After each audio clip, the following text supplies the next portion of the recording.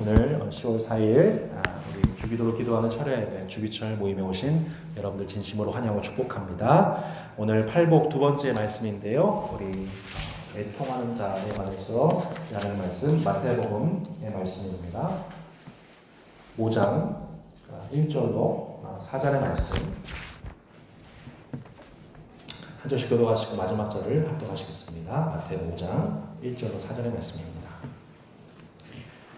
예수께서 무리를 보시고 산에 올라가 앉으시니 제자들이 나온지라. 입을 열어 가르쳐 이르시되 심령이 가난한 자는 복이 있나니 천국이 그들의 것이며 애통하는 자는 복이 있나니 그들이 위로를 받을 것이며. 아멘. 자, 우리 팔복 두 번째 시간인데 지난주에 함께하지 못했던 분들을 위해서 잠깐 복습하도록 하겠습니다. 팔복 중에 첫 번째 말씀 심령이 가난한 자는 복이 있나니 천국이 저들의 것이며 할 때 그 심령이 가난한 자, 마음이 가난한 자는 행복할 것이다. 어떻게 보면 우리가 이런 식으로 이제 많이 해석을 한다고 말씀드렸었죠. 그러니까 뭐 우리 달라이라마의 행복론이라든지 뭐 불교나 다른 종교에서도 마음이 가난한 사람이 결국 행복하기 나름이다. 후진국도 봐라. 그렇게 오히려 가난한 분들이 더 행복하다고 행복지수 높지 않냐. 사실이긴 합니다만 그것을 말씀하는 구절이 아니다라고 말씀드렸었죠. 심령이 가난한 자는 복이 있나니 천국의 그들의 것입니다 라고 하는 것은 어떤 천국 들어간 사람의 조건절이 아닙니다. 그러니까 뭐냐면 이미 천국 백성으로 부름받은 사람의 특징을 설명하는 것이 팔복입니다. 그러니까 지금도 어떤 말씀이에요? 무리를 보시고 산에 올라갔는데 제자들이 나왔잖아요. 제자들 향해서 산속에서 예수님이 천국을 팔복을 통해서 뭐라고 했죠? blessed. 네. 그러니까 해피니스가 아니라 너희들은 뭐예요? 야, 복된 사람들이다. 그러니까 다른 표현으로 야, 너희들은 진짜 복받은 사람들이다. 참으로 너희들이야말로 진짜 복받은 사람들이다. 네, 별로 이렇게 복받은 표정이 아니시지만 네, 주님이 뭐 하신 거예요? 축복하고 계시는. 야, 너희들이야말로 진짜 복받은 사람들이야. 할렐루야. 이렇게 강조를 해야 아멘이 나오죠. 제가 아직 설교력이 부족한가 봐요. 그러니까 뭐냐면 다른 말로 이건 뭐라고 했죠? 야, 너희들은 뭐예요? 진짜 좋겠다. 너희들 진짜 좋겠다. 너 어떻게 이런 복을 받았니? 여러분 진짜 좋으시겠습니다. 예, 억지로 그런 거 아니죠? 여러분 진짜 좋으시겠어요. 예, 여러분 정말 좋으세요? 예, 왜 좋아요? 예, 별로 이렇게 돈도 많이 없어 보이시는데 왜 이렇게 좋으세요? 요즘에 지금 대한민국의 부동산 한 평에 1억 하는 데가 생겼다잖아요. 예, 정말 미쳐버리겠습니다. 그죠? 예, 여러분 그런 부동산 소유한 것도 아닌데 뭐가 이렇게 행복해요? 뭐가 이렇게 좋아 보여요? 뭐가 이렇게 좋아요? 예, 이미 우리가 천국 백성 예수님 안에서 우리가 하나님 자녀 된 것, 그것이 주님이 주신 최고의 복인 줄로 믿습니다. 예, 그러니까 그 복을 받았다 너희들이. 그러니까 너 진짜 복되다. 너 좋겠다. 세상이 줄 수 없는 복 너희들 받았잖아. 이게 뭐예요? 팔복인 거예요. 그래서 여러분 기독인이 팔복을 모르면 안 됩니다, 여러분. 그러니까 복음 중에 복음이 뭐냐면 팔복이에요. 단순히 예수 믿고 구원받아서 천국 간다? 그건 너무 지역적인 거예요. 너무 단편적인 거예요. 그러니까 우리가 받은 복이 얼마나 큰 복인지 그 복음을 설명하는 것, 예수님을 통해 주신 하나님의 복이 무엇인지 그 복음, 너희들 정말 복돼, 진짜 복 받은 거야 너희들. 너 진짜 좋겠다. 예수님 축복하시는 게 뭐예요? 팔복이에요. 그래서 기독교의 복음 중에 복음 뭐예요? 팔복이에요. 아멘. 예, 여러분 지금 한국 기독교에서 정말 회복해야 될 복음이 있다면 그것은 팔복입니다. 예수님이 가르치는 복음 중에 복음 팔복이에요. 여러분 모두 팔복의 사람 되시기를 주의로 축복합니다. 그것을 위해서 우리가 지금 금요일 날 이 시간에 모여서 한 구절 한 구절 우리가 말씀을 살펴보는 것이죠. 두 번째 우리 절은 애통하는 자는 복이 있다. 주님이 역설을 말씀하시죠. 애통하는 자는 복이 있다. 복이 있나니 왜요? 그들이 위로를 받을 것이기 때문이다. 애통하는 자. 오늘 애통하는 자입니다. 여러분 생각해 보세요. 애통하는 자가 뭐가 복이 있어요? 애통하는 자는 불쌍하죠. 그죠?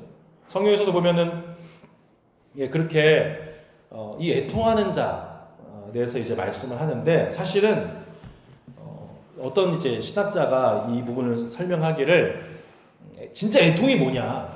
여기서 애통한다는 게 무슨 뜻이냐라고 했었을 때에 성경에서 다르게 보이는 다른 슬퍼하는 모습들과는 좀 다른 의미의 애통을 설명하려면 거짓 애통을 알아야 된다고 얘기를 했어요.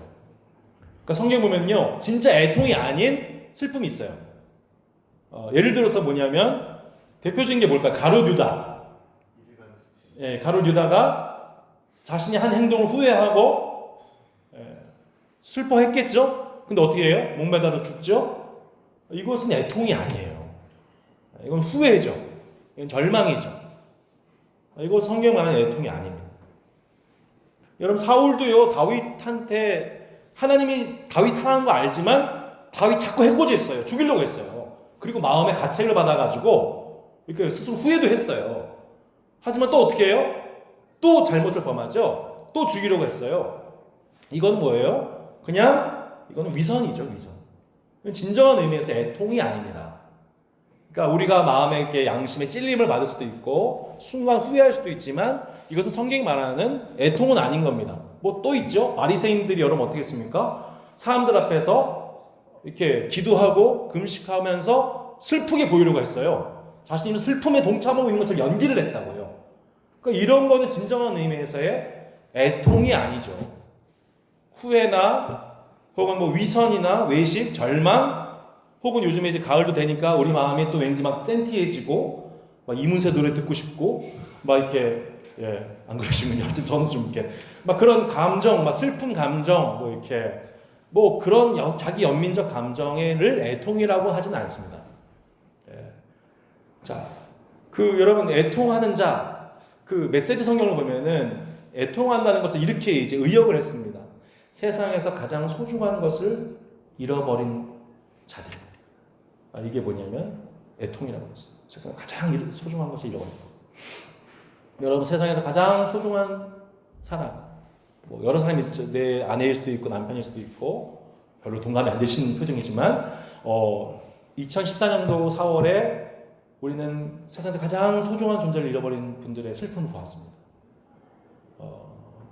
세월호 사건 때 수백 명의 아이들이 그런 너무 말도 안 되는 그 죽음을 당했을 때에 그 부모들이 겪는 그 슬픔과 애통이라고 하는 것은 정말 가히 우리가 상상이 안 되는, 그러니까 지금도 그 슬픔과 분노가 여전히 차올라서 오히려 더 커지고 있는 것만 같은 그런 것이죠.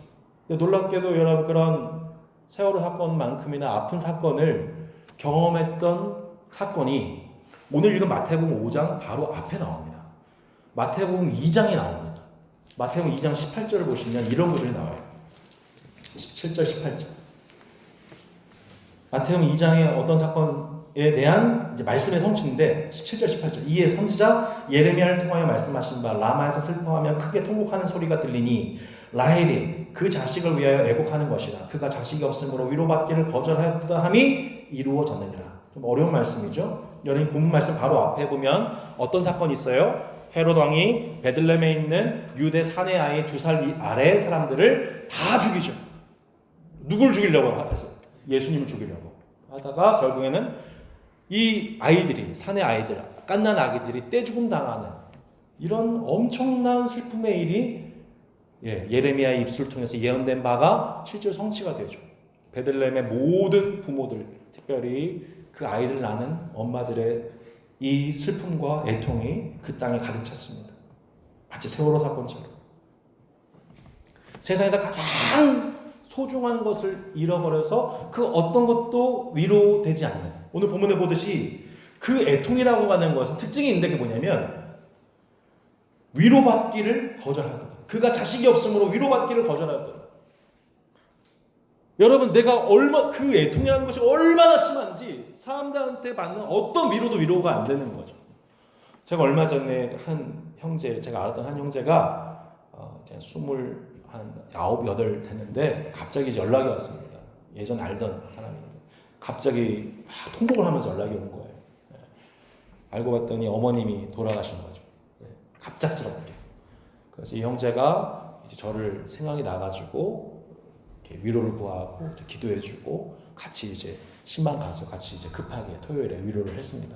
그리고 이 형제가 부탁이 있어서 그 아버지를 좀 위로해달라고 이렇게 그 이제 집에 가서 같이 이제 위로 예배를 이렇게 드렸습니다. 근데 이제 그 아버지가 마음이 위로가 안 되는 거예요. 네, 위로할 수가 없는 거예요. 사랑하는 그 아내, 한평생 자기 때문에 고생하고 수고하다가 예수님 믿는다고 하는데 갑작스럽게 천국으로 갔다고 하는 그 얘기가 안 받아들여지는 거죠. 목사의 어떤 얘기도 권면도 기도도 위로가 안 되는 거예요. 여러분, 우리의 애통이, 우리의 슬픔이 그렇게 너무너무 차올라서 전혀 사람의 말로는 위로가 안 되는 사람들이 이 세상에 얼마나 많은지 모릅니다. 세월호 사건 때 그 어머님들의 그 마음, 우리가 위로가 안 되죠. 근데 그 위로받기를 거절하는 그들 대상으로 해가지고 어떤 목사님은, 분당의 어떤 목사님은 하나님의 심판을 언급을 했던. 아, 이거는 평생 다 가도 쉴 수 없는 분도이죠. 여러분, 그렇게 세상에서 가장 소중한 것을 잃어버린 자라고 이제 유진 피터슨 목사님은 그렇게 의역을 했습니다만, 성경적으로 봤었을 때의 이 애통은 뭐냐 했었을 때 그건 뭐냐면, 우리가 선을 행하는데 우리가 이유를 알 수 없는 고난을 당하는 정황, 그리고 그 정황 속에서 그냥 낙심하고 뒤로 넘어지는 것이 아니라 마치 욥처럼 계속 하나님께 매달리면서 인내하고 말씀을 붙잡고 나가는데도 여전히 그 상황이 이해가 안 되는 거예요. 여전히 상황이 이해가 안 되고 답답한 가운데에서 인내하는 과정 속에서 나오는 그 심지 안에 나타나는 감정, 나타나는 복이 뭐냐면 그게 애통인 거예요. 그러니까 이거는 그냥 세상 살다가 우리가 그냥 어떤 가슴 아픈 일을 당해가지고 나오게 되는 어떤 그런 것이 아니고,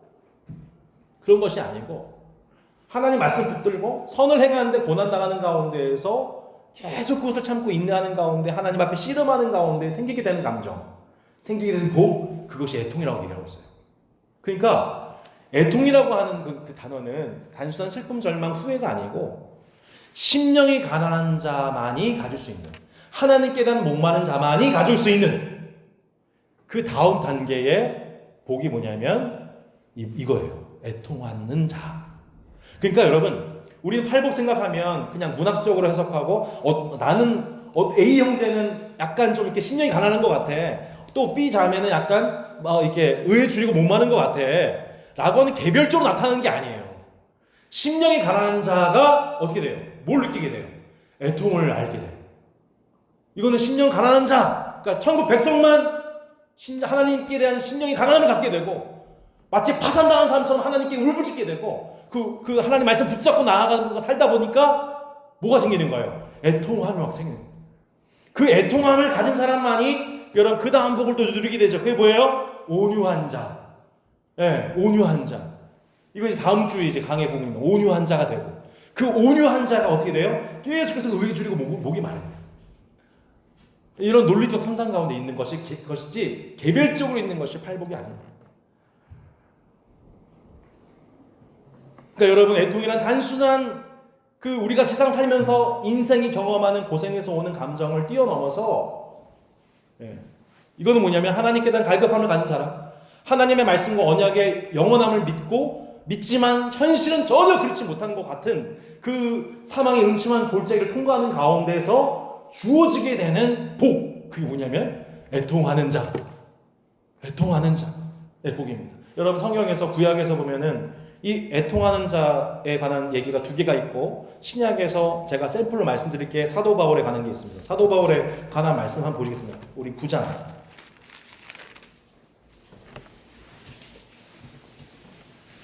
8장 9장에 보시면 로마서 8장 맨 마지막 37, 38, 39절과 9장 1, 2절을 보겠습니다. 그러나 이 모든 일에 우리를 사랑하신 이로 말미암아 우리가 넉넉히 이기느니라. 내가 확신하노니 사망이나 생명이나 천사들이나 권세자들이나 현재일이나 장래이나 능력이나 높음이나 깊음이나 다른 어떤 피조물이라도 우리를 우리 주 그리스도 예수 안에 있는 하나님의 사랑에서 끊을 수 없으리라 라고 사도 바울이 예수님의 구원의 은총을 찬양하죠. 기뻐합니다. 선포해요. 근데 그 직후에 구원의 감격 그 직후에 로마서 9장 1, 2절 같이 한번 읽어보겠습니다. 시작. 내가 그리스도 안에서 참말을 하고 거짓말을 아니하노라. 나에게 큰 근심이 있는 것과 마음에 그치지 않는 고통이 있는 것을 내 양심이 성령 안에서 나와 더불어 증언하니. 여러분, 방금 전까지 그리스도 예수 안에서 우리를 위해서 끊을 자가 아무도 없다고 찬송하고 기뻐했던 그 사도 바울이, 그 큰 기쁨과 큰 확신 가운데 있던 사도 바울이 갑자기 뭘 고백해요? 내 마음속에 큰 근심이 있다. 마음에 그치지 않는 고통이 있다. 무슨 영적인 조울증도 아니에요. 여러분, 놀랍게도 사도 바울은 뭘 얘기해요? 큰 기쁨을 가진 자야말로 뭘 소유하게 돼요? 큰 애통함을 가지게 된다는 거예요. 진짜 주님의 구원의 은혜에 감격한 사람은 그 은혜의 감격함의 그 깊이만큼이나 경험하게 되는 게 있는데, 그게 뭐냐면 마음속에 뭐예요? 큰 근심과 마음에 뭐예요? 그치지 않는 고통. 마음에 큰 근심과 그치지 않는 고통이 있대요. 내가 구원받은 그 감격 때문에 내가 너무 행복하지만 반대로 구원받지 못한 3절 보세요. 나의 형제 곧 고륙의 친척을 위하여 내 자신 저주를 받아 그리스도에게서 끊어질지라도 원하는 바라다. 나의 형제 곧 고륙의 친척을 위하여. 사도 바울이 유대인 출신으로서 이제 이방인의 사도로 부름을 받고 나고 보니 이제는 도리어 누가 불쌍해져요? 많은 이방인들이 여러분 하나님의 사랑을 입어서 형제가 됐는데 도리어 나의 고륙 친척들 유대인들은 예수 그리스도의 구원을 알지 못하고 있는 가운데 이것을 보니 어떻게 된 거예요? 마음속에 큰 근심과 그치지 않는 고통이 있는 거예요. 천국에 큰 기쁨이 오면 그 지옥으로 인한 반대 그 지옥에 있는 영혼들을 생각하면서 마음속에 큰 근심과 그치지 않는 고통이 생기는 거죠. 이게 사도 바울이 경험하고 있는 그리스도 예수를 믿는 자들의 실존인 거예요. 내면 상태인 거예요. 그러니까 여러분, 우리는 예수 믿고 나서 막 큰 구원의 즐거움과 확신 속에서 그렇게 매주 예배하지 못합니다. 예. 만약 우리가 매주마다 그렇게 막 영적인 막 황홀을 막 체험하고 천국을 체험한다면 약간 이단인 거예요. 오히려 그 이상한 거예요. 그러니까 매주 예배를 찾아오는데 여러분 기쁨과 감사함 속에 늘 나가지 못합니다. 마음속에 큰 한 주 동안 경험했던 큰 근심과 그치지 않는 고통. 네. 전 개인적으로 그 광화문의 그 이상한 목사님 그 발언 정말 미쳐버릴 것 같은 그런 마음속에 그치지 않는 고통.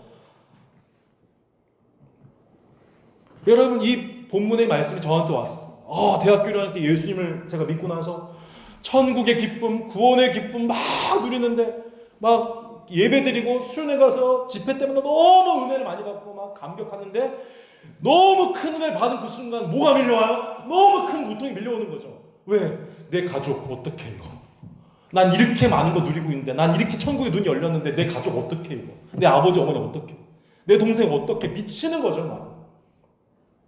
여러분, 이게 정상이라는 거예요. 이게 이상한 게 아니라는 거예요. 여러분, 혹시 여러분 마음속에 지금도 큰 근심 있으시죠? 그치지 않은 고통 있으시죠? 여러분, 내가 지금 내가 예수 믿는데 그 큰 근심이 있고 그치지 않은 고통이 있어서 나는 정말 성령 충만하지 못한 것 같아가 아니고, 여러분 정상이십니다. 여러분 복 있는 자이십니다. 이제 또 아멘 안 하시죠?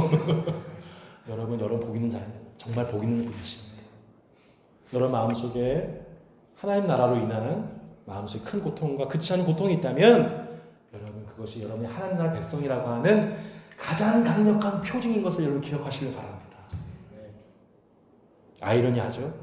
여러분 구약에서 여러분 이러한 복을 받은 사람 하나님께서 보시면서 야 너 복되다, 야 너 진짜 복 받았어, 너 진짜 행복한 사람이야 라고 주님 축복하신 사람이 있어요. 그게 누구예요? 이번 주 수요일날 공부했던 한나입니다. 한나가 여러분 어떤 사람입니까? 자신의 정적 분인나, 예? 왜 이름이 분인나예요? 아주 마음에 불이 일어나게 한다고 해서 분인나잖아요. 그래서 이렇게 마음속에 막 나는 아들인데 너는 아들 없지? 막 이렇게 불이 일어나게 해서 분인나예요. 죄송합니다. 그 분인나로 인해서 마음의 원통함을 가지고 하나님 앞에 나아가서 기도하는데 여러분 하나님과 심정이 통했어요. 원통했던 그녀가 하나님과 심정이 통했어요. 왜요? 하나님 심정이 나하고 똑같은 거죠. 나는 아들이 없어 슬픈데 하나님 뭐예요? 제대로 된 제사장이 없어 슬퍼요. 그걸 알게 된 거예요. 기도하는 가운데 하나님과 심정이 확 통했죠. 그러니까 뭐라 그래요? 하나님 제 아들 바칠게요. 제게 아들 주시면 아들 바칠게요. 나신 대로. 하나님과 한나 사이에서 빅딜이 통하게 됩니다. 그리고 한나가 어떤 사람이 돼요? 복 있는 자가 됩니다. 그 복 있는 자 한나가 사무엘상 2장에서 막 노래를 불러요. 여호와께서 내게 기쁨을 주었다. 내로 감사합니다. 하나님이 나를 높이셨습니다. 그러한 복 있는 자, 이 애통한 자, 원통한 자 한나가 하나님 앞에 기도하고 찬송하는 가운데 어떤 존재라는 게 드러나요? 복 있는 자. 한나를 통해서 사무엘이 나오게 되죠. 사무엘을 통해서 어떻게 됩니까? 마지막 사사로서 왕정 시대로 새로운 시대를 서막을 여는 하나님의 도구가 사무엘이잖아요. 놀랍게도 새로운 시대가 누구를 통해서 열리게 됩니까? 원통한 자, 애통한 자, 하나님 나라를 향해서 눈이 열려진 그 사람, 우리 입술이 열려진 그 한나라고 하는 사람, 여인 한 사람을 통해서 새로운 시대가 열려지지 않습니까? 사랑하는 성도 여러분, 여기 있는 우리 한 분 한 분이 그런 한나와 같기를 주의 이름 축복합니다. 여러분의 원통함 속에서 하나님 나라의 서막이 열려지게 되기를 주의 이름 축복합니다. 예, 여러분 구약에 또 어떤 인물이 그랬습니까? 예레미야가 그랬습니다. 예레미야서 말씀 한번 볼까요? 예레미야서 8장 말씀 보실까요? 예레미야 8장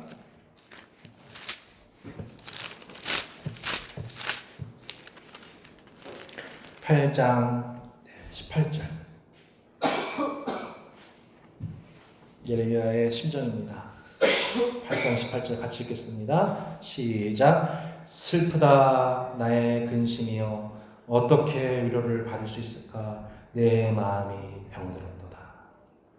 9장 1절 보시겠습니다. 시작. 어찌하면 내 머리는 물이 되고 내 눈은 눈물 근원이 달고 죽임을 당한 딸 내 백성을 위하여 주야로 올리로다.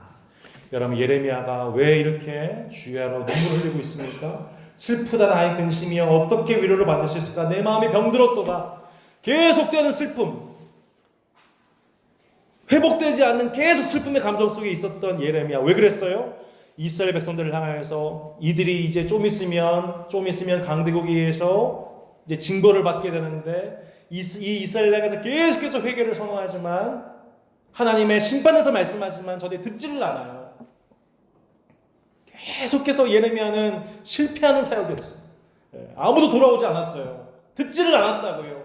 얼마나 비참한 사역자였습니까? 얼마나 황당한 설교자였어요. 그 말을 듣지 않았어요. 오히려 당시에 너희들은 형통하다, 너희들은 하나님께서 축복하신 백성이다, 잘 될 것이다 했던 그런 설교자들의 말을만 다 좋아하고 너희들 좀 있으면 망해, 너희들 회개해야 돼, 이런 말 듣지 않았습니다. 그러니까 계속해서 그 원통함, 슬픔이 얼마나 쌓였을까요? 결국은 어떻게 됩니까? 결국 이스라엘이 포로가 됩니다.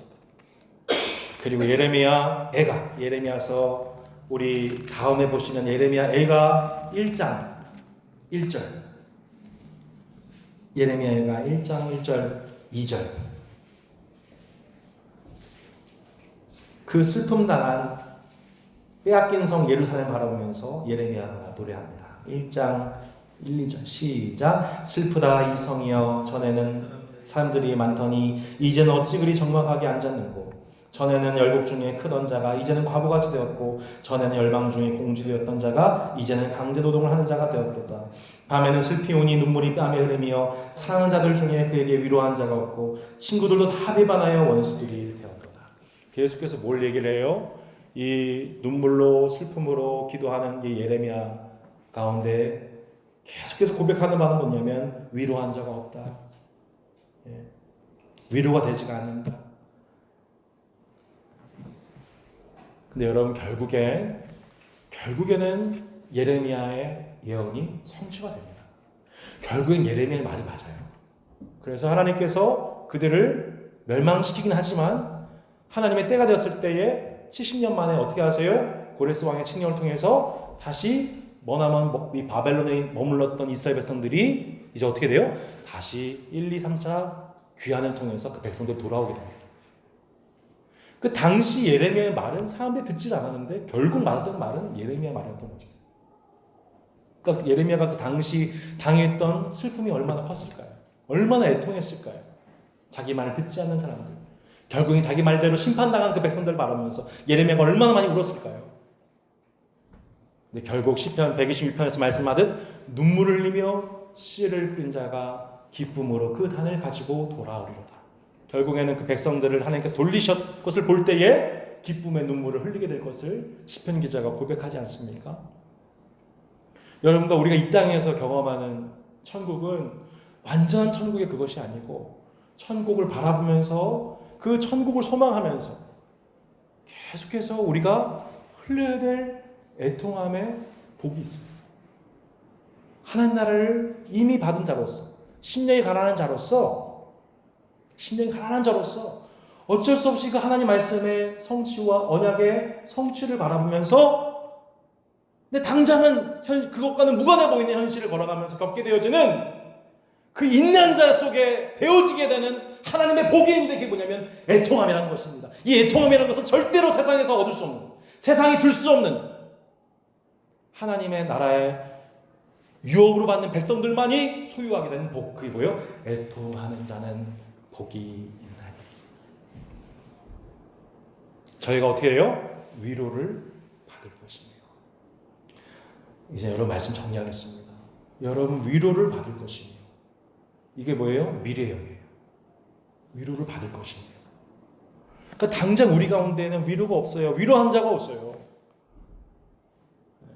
정말 위로받기를 거절하는 상황이에요. 근데 여러분 위로를 받을 것이에요. 종말론적으로. 우리가 종말론적으로 끝에서는 결국에는 우리가 위로를 받을 자예요. 할렐루야. 결국에는 위로받는 자가 누구냐면 우리예요. 왜? 마지막이 중요합니다. 애통하는 자이신 예수님 덕분입니다. 우리 예수님께서 살아생전에 무리를 바라보시면서 민망히 우셨습니다. 우리 예수님께서 죽은 나사로 보시면서 우셨고 죽어가는 도성 예루살렘을 보시면서 우셨습니다. 놀랍게도 여러분 성경 보면 예수님이 웃었다는 표현이 안 나와요. 예수님은 늘 우셨어요. 애통해 하셨어요. 여러분 이사야서 53장에 보면은 우리 예수님에 관한 말씀 정말 중요한 말씀이 있습니다. 그는 우리의 질고를 지고 우리의 슬픔을 당하였거늘. 우리의 슬픔 당한 자. 우리의 슬픔 당한 자. 누구예요? 예수님. 애통하는 자이신 예수님으로 말미암아 우리가 어떻게 되는 거예요? 저들이 위로를 받을 것입니다. 여러분 마침내 예수님께서 그렇게 십자가에서 울려서 죽으시고 고난당하시고 우리의 슬픔과 질고를 다 담당하셨기 때문에 여러분 그 주님만이 우리의 참 위로가 되어 주십니다. 사랑하는 성도 여러분, 이 땅, 이 인류의 역사 속에서 우리가 절대로 위로할 수 없는 정말 감당하지 못할 고난을 당했던 그 수많은 성도들의 아픔들, 눈물들 우리가 씻어줄 수 있나요? 보상할 수 있나요? 안 되잖아요. 여러분 예수님만이 우는 자들의 애통한 자들을 위로하시는 유일한 위로가 되어 주십니다. 이 예수님이 우리의 참 위로가 되시기 때문에 우리가 예수님께서 우리를 향하여서 애통한 자는 복이 있나니 저들이 위로를 받을 것입니다 축복하시는 이 천국의 복음을 우리가 자랑스럽게 이 땅에 선포할 수 있음을 믿습니다. 주님, 한국 기독교가 세상을 향하여서 이 위로이신 예수님을 전하지 못하고 있는 현재 죄악을 용서해 주십시오. 여러분 세상 사람들이 교회를 바라보면서 여러분 위로받나요? 예수님 모습을 떠올리나요? 너무 그렇지 못하는 모습. 정말 하나님 앞에 좀 눈물로 회개하는 이 밤이 되기를 소망합니다. 하나님께서 모든 죄와 고통과 죽음을 제거하시고 모든 눈물을 그 눈에서 씻겨 주실 것입니다. 여러분 그 눈물을 씻겨 주실 주님을 바라면서 오늘 주 앞에 애통의 눈물을 흘릴 수 있는 복이 여러분 심령에 성령으로 말미암아 부어지게 되기를 주 예수 이름으로 축복합니다.